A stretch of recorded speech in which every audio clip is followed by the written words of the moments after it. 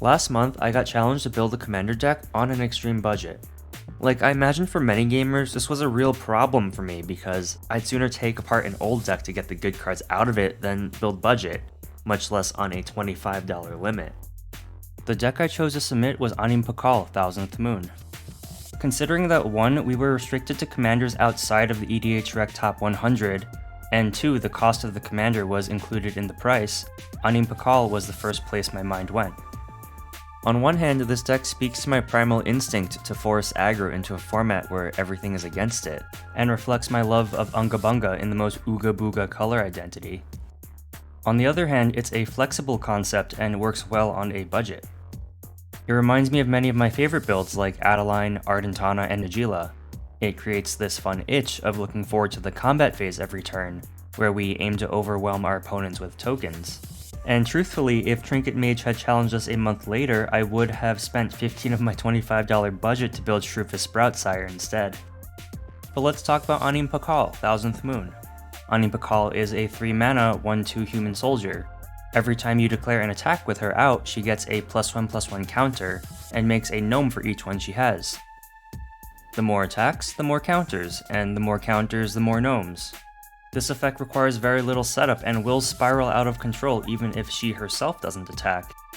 And so the whole deck sits on the lower end of the cost spectrum, with a focus on 1 and 2 drop creatures and a tight early game.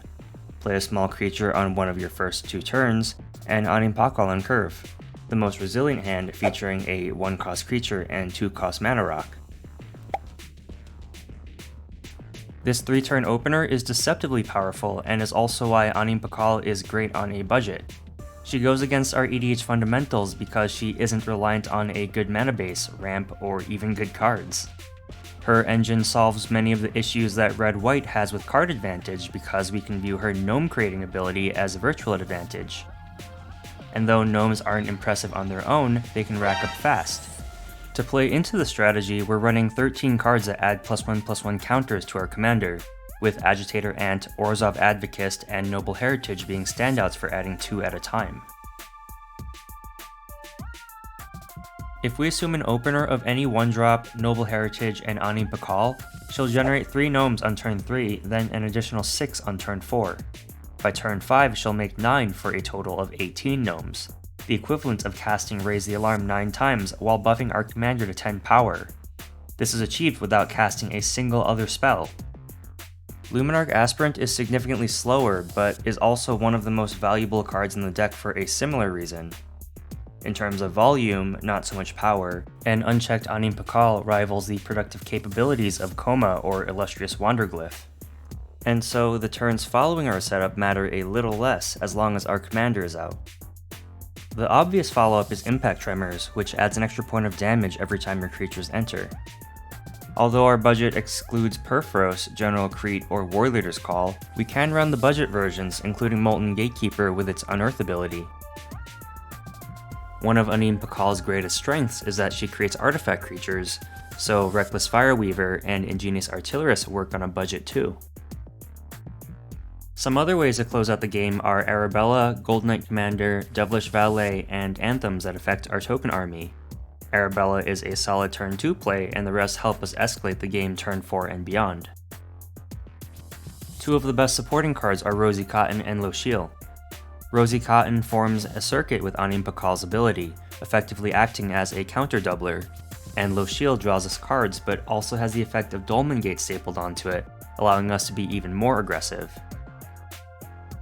Finally, this build is extremely commander-reliant, and so almost a quarter of the deck is devoted to interaction and protection spells, to ensure we don't get completely hosed by removal spells or enchantments that neutralize our commander.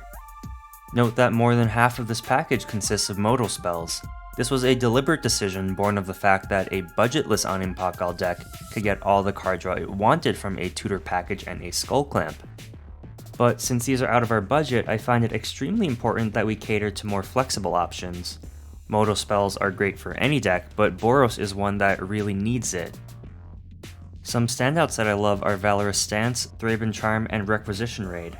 And don't forget that in the late game, the protection keyword can also help our commander sneak past blocks. And with that, this is a flowchart of our general game plan. I won't lie to you and say this deck is particularly big brain or intricate. The linearity is proof of that.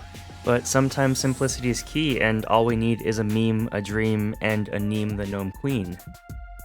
This deck is one that doesn't pull any punches and is a great place to start for beginners or people with a caveman mentality like myself. The full deck list on Moxfield is tagged by card function, so make sure to check it out. A $25 budget is a lot stricter than I could have imagined. Between tough cuts and really justifying every cent that went into this deck, I had a lot of fun. I want to especially thank Trinket Mage for inviting me to collaborate on this one. As a new content creator, I'm extremely grateful to be included in stuff like this. I'll pin links to the other decks from the series, including Rebel, 3-3 Elk, and Geek and Seek in the comments. But with that, thanks for staying till the end.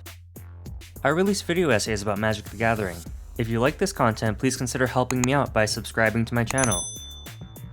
I recently got my first Patreon supporter, and you have no idea how much this made my day. I can't thank you enough for your support, and I hope others come to find value in my content as well. See you next time.